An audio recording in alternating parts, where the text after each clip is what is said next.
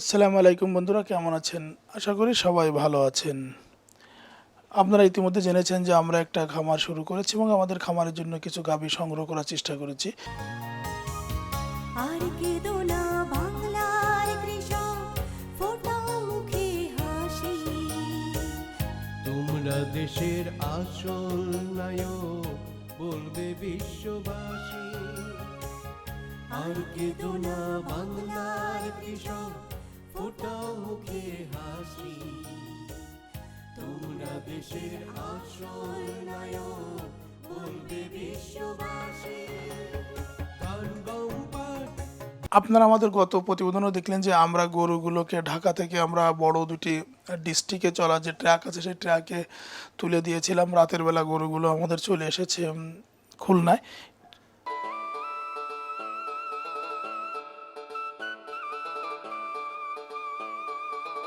পরের দিন সকালবেলা ফার্স্ট ফ্লাইটে আমরা ঢাকা থেকে যশোর আসি, যশোর থেকে খুলনাতে আমাদের খামারে যাই। খামারে গিয়ে দেখি যে গরুগুলো শুয়ে আছে। তা আমরা আর ওদেরকে বিরক্ত করলাম না। ওরা যেহেতু সারা রাত ধরে একটা জার্নি, প্রায় ভোর 4টার দিকে এসে তারা খামারে পৌঁছায়। খামার থেকে নামায় তাদেরকে একটু রেস্ট দেওয়া হয়েছে এবং তারা গরুগুলো শুয়ে আছে। আপনারা আমাদের দেখতে পাচ্ছেন যে আমাদের যে খামারটা, এই খামারটা একদম মানে এই যে শেডটা, এই শেডটা একদম নতুন। এই নতুন শেডে নতুন গরু, এমন আমাদের শেডের ভিতরের কার্যক্রম আমাদের শেষ হয় নাই। সামনে আমরা বালি ফেলে রেখেছি, এই বালির মধ্যে তারা হাঁটাচলা করবে। আমরা সব আলাদা আলাদা প্রকোষ্ঠ করছি। আমাদের বাছুরের জন্য আলাদা একটা জায়গা সেট করেছি, আমরা গরুর জন্য আলাদা জায়গা করেছি। এখানে আমরা কিন্তু গরু রাখতে পারবো প্রায় 70 থেকে 80টি, এবং বাছুর যে শেডটা আছে সেই শেডেও প্রায় আমরা কিন্তু অনেক বাছুর রাখতে পারবো। পাশাপাশি ওই পাশে যে জায়গাটা আছে সেখানে আমরা আরও দুটি প্রকোষ্ঠ করব, যেখানে আমরা ওয়াইল্ডভাবে মানে ছেড়ে দিয়ে বাছুর লালন পালন করব, এবং সেখানে আমরা 100 200 বাছুর সেখানে আমরা পালন করতে পারবো। এবং আমরা 70-80টা গরুর জন্য কিন্তু যে জায়গাটা ঘিরে দিয়েছি, এখানে আমাদের এক পাশে খাবার থাকবে, এক পাশে পানি থাকবে, এবং গরু যে তার ইচ্ছা মতো খাবার খাবে, পানি খাবে। এইভাবে কিন্তু আমরা এই শেডটাকে তৈরি করছি। আমরা যখন এটা সংগ্রহ করি তখন এটা মাছের হ্যাচারি ছিল।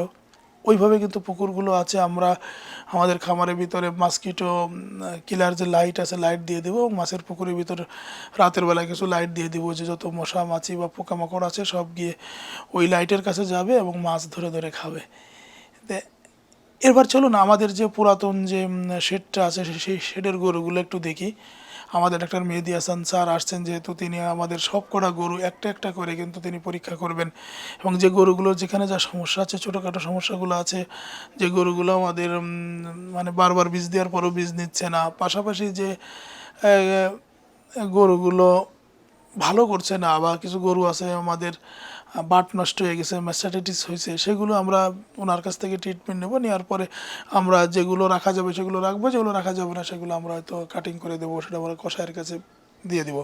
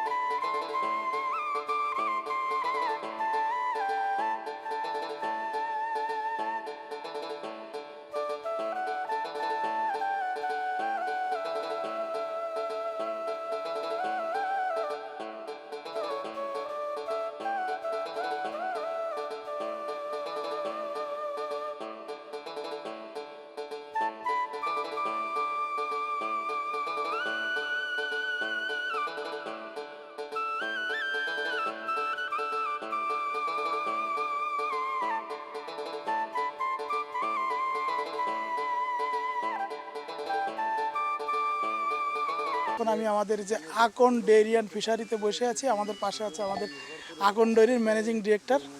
আমরা এখন ম্যানেজিং ডিরেক্টরের কাছে শুনবো যে আমরা ধরেন 2-3 মাস আগে এসে যে অবস্থায় দেখেছিলাম তার থেকে কিছুটা উন্নতি হয়েছে, তা এরপরে তার ভিউটা কি একটু জানতে চাই।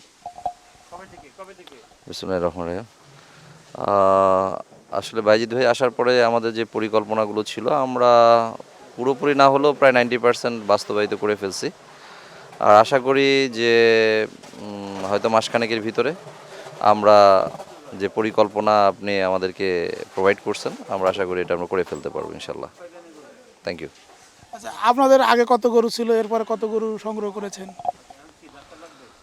আগে আমাদের গরু ছিল প্রায় 50-52টা। এর পরবর্তীতে এখন আমাদের গরু আছে প্রায় 100-র কাছাকাছি গাভী, এবং আমরা আরও প্রায় 100 গাভী মানে কেনার জন্য, সংগ্রহ করার জন্য আমরা প্রসেসিংয়ে আছি। সব কিছু মিলে ধরেন এই যে টেকনোলজিগুলো ব্যবহার করছেন, যেমন গরু ছেড়ে দিলে একটু হাঁটাহাঁটি চলাফেরা, তারপরে শেডগুলো ফাঁকা ফোঁকা বাতাস আসার জন্য একটা সুন্দর করে, এতে করে কি আপনাদের খামারে কি কোনো উন্নতি হচ্ছে কিনা? হ্যাঁ, ডেফিনেটলি আমাদের উন্নতি হচ্ছে। এতে গরুর ধরেন আয়ুকাল বৃদ্ধি পাচ্ছে, গরুর প্রজনন ক্ষমতা বৃদ্ধি পাচ্ছে, এবং গরুর খাদ্য প্লাস গরুর যে ন্যাচারালভাবে গরু যে চাহিদা আছে, ধরেন ভিটামিন ডি এবং বিভিন্ন ধরনের রোগ প্রতিরোধ ক্ষমতা গরুর বাড়তেছে ডে বাই ডে। এটা অবশ্যই গরুর জন্য অনেক ভালো হয়েছে। আপনার তো হচ্ছে দুইটা প্রকল্প, একটা হচ্ছে হলো ডেইরি অ্যান্ড ফিশারি, আরেকটা হচ্ছে ফ্যাটেনিং অ্যান্ড ফিশারি। তা আমরা বসে আসছিল ডেইরি অ্যান্ড ফিশারিজে। তা এই ডেইরি অ্যান্ড ফিশারিজ নিয়ে আপনার প্ল্যানিংটা কি? আর ডেইরি এবং ফিশারিজ থেকে আমার যেটা প্ল্যানিং যে আমি এটা লাস্ট প্রোডাক্ট পর্যন্ত যাব, যে একটা মিল্কের লাস্ট প্রোডাক্ট। অর্থাৎ আপনি হয়তো দেখছেন যে আমাদের খাদ্য এবং আমরা যেভাবে গরুকে লালন পালন করি, সেই ক্ষেত্রে আমরা চাচ্ছি যে আমরা লাস্ট প্রোডাক্ট, অর্থাৎ একটা দুধের যে লাস্ট প্রোডাক্টটা সেইটা আমরা গ্রাহকের কাছে পৌঁছায় দিব সেফ ফুডের মাধ্যমে। আমি ধরেন একটা দুধের যদি লাস্ট প্রোডাক্ট বলি, একটা হলো দুধ পাস্তুরাইজ করে আপনি দুই রকমভাবে দুধটা করা যায়, আর এরপর আছে ঘি করা, মিষ্টি করা, এরপরে আছে কিন্তু সুইংগাম করা, চকলেট করা। আমরা এই মিল্কটাকে আমরা প্রসেসিং করে ইউএসটি এবং ধরেন ঘি এবং মিষ্টি জাতীয় দ্রব্যাদি আমরা উৎপাদন করব, এবং এটা আমরা গ্রাহকের কাছে সেফ ফুডের মাধ্যমে পৌঁছায় দেওয়ার আমাদের পরিকল্পনা আছে। ডেইরিতে আপনাদের কি পরিমাণ গরু রাখার পরিকল্পনা আছে? আমাদের প্ল্যানিং আছে প্রায় 500 কাউ আর কি রাখার। তো আমরা গ্র্যাজুয়ালি ডে বাই ডে আর কি আস্তে আস্তে আমরা আগাচ্ছি আর কি, এবং ভালো গাভী সংগ্রহ করতেছি আমরা, যে মিনিমাম আমাদের 20 লিটারের নিচে কোনো গরু থাকবে না, এইভাবে আমরা আগাচ্ছি। এখন আপনাদের সর্বনিম্ন কত লিটার গরু আছে?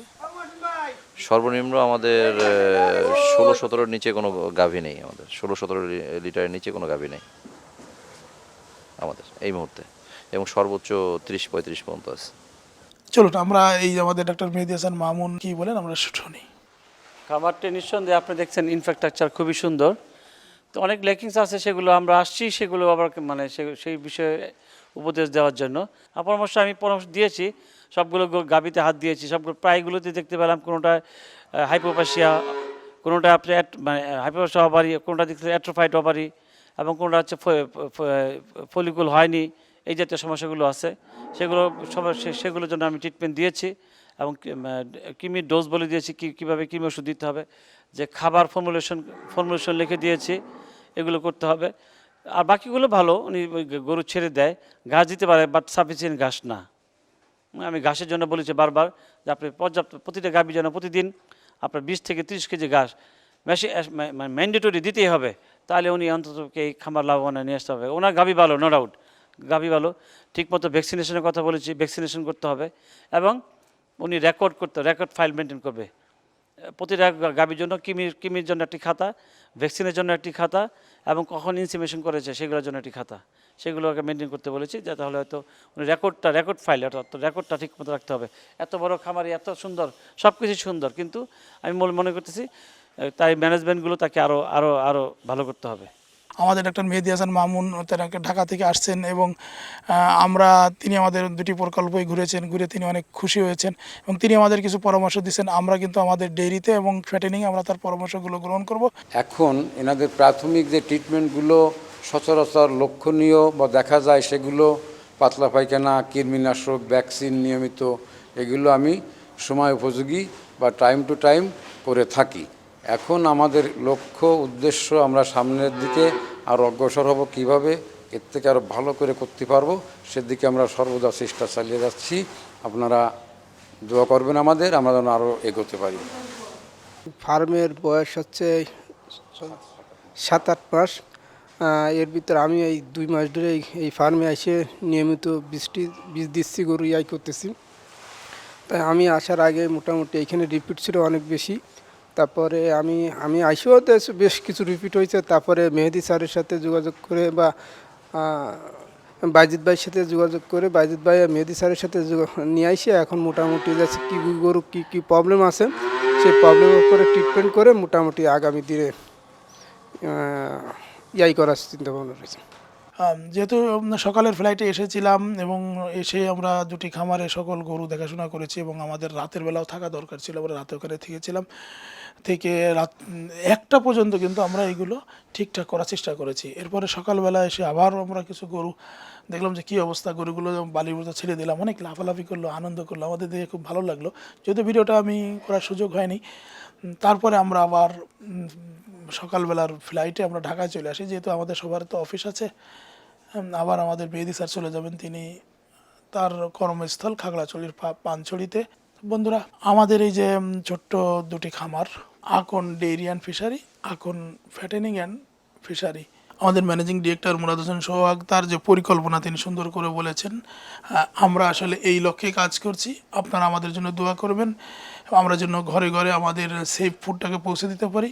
সবাইকে ধন্যবাদ। আসসালামু আলাইকুম।